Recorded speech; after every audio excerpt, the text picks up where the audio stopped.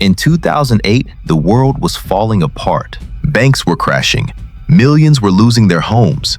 People were scared, angry, confused. Then, a mysterious figure appeared online. No name, no face, no identity. Just a ghost in the machine. He shared a 9-page document. Simple words, but an idea so powerful, it would change money forever. Bitcoin. The creator called himself Satoshi Nakamoto. Then, after building a revolution that spread across the entire world, he disappeared, vanished, never to be heard from again. He left behind $1 billion fortune and a mystery that has never been solved. Who was Satoshi Nakamoto? Why did he leave? And is he still watching us right now? This is the story of the invisible founder, the ghost of cryptocurrency. Before Bitcoin, there were many failed attempts at digital cash. In the 1990s, a man named David Chaum created DigiCash. It was brilliant, but it failed. Banks did not trust it. People did not understand it. Then came Adam Back with Hashcash. Wei Dai created B-Money. Nick Szabo invented BitGold. Every single one failed. The problem was simple but frustrating. How do you stop someone from spending the same digital coin twice? It is called the double spending problem. And for decades, no one could solve it. Satoshi Nakamoto studied all these failures.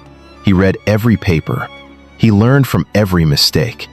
Then he found the answer: the blockchain. Imagine a public notebook. Every transaction is written in it. The notebook is not stored in one place. It is stored on thousands of computers all over the world.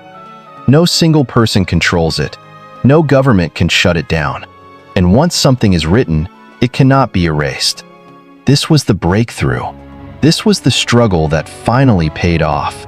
But Satoshi did not stop there. He launched Bitcoin on January 3, 2009. He mined the first block, called the Genesis block. Inside it, he hid a message, a newspaper headline from that day. It read, "Chancellor on brink of second bailout for banks." Satoshi was sending a message to the world. The banks have failed. Here is something better. In the early days, almost no one noticed. Bitcoin was worth nothing. You could mine hundreds of coins on a simple laptop, but a small group of believers saw the potential. Cryptographers, programmers, libertarians. They helped Satoshi fix bugs and improve the code. Then, in December 2010, Satoshi posted his last message. He said he had moved on to other things. And then he was gone. No goodbye, no explanation, just silence.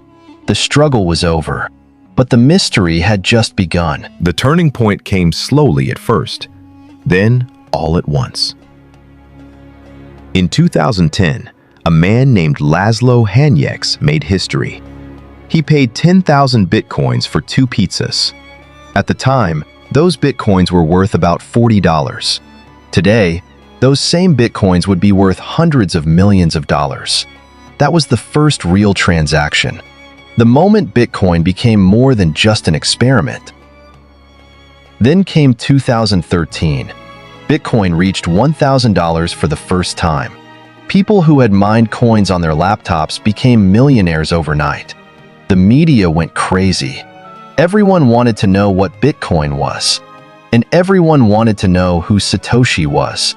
But Satoshi was gone. He did not appear on magazine covers. He did not give interviews. He did not claim credit. He just watched from the shadows. Then 2017 happened. Bitcoin exploded from $1,000 to nearly $20,000. It was a bubble. People were buying because they did not want to miss out. The mania was unlike anything the financial world had ever seen. Banks started paying attention. Governments started making rules. Wall Street wanted in. But with success came problems. The Bitcoin network became slow and expensive. Transactions that cost pennies now cost $50. The community split. 2 groups fought over the future of Bitcoin. One wanted to keep it as Satoshi designed. The other wanted changes. This was the Civil War. Bitcoin Cash was born, but Bitcoin survived. It always survives. Today, Bitcoin is a trillion-dollar asset. It is traded on Wall Street. Countries like El Salvador have made it legal tender. And Satoshi?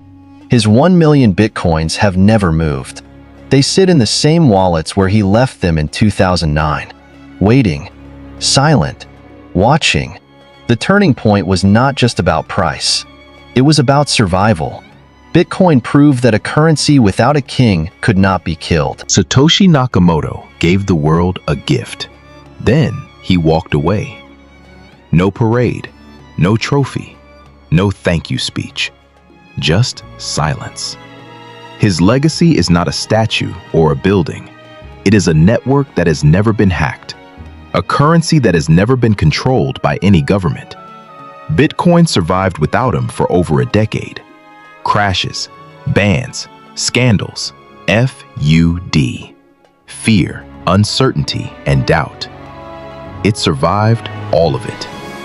Today, over 100 million people own Bitcoin. Major companies like Tesla and MicroStrategy hold it on their balance sheets. Wall Street has Bitcoin ETFs. Countries are adopting it. Satoshi could have been the richest person in history. His 1 million Bitcoins are worth over $60 billion. But he never touched them. Not one. Why? Some say he is dead.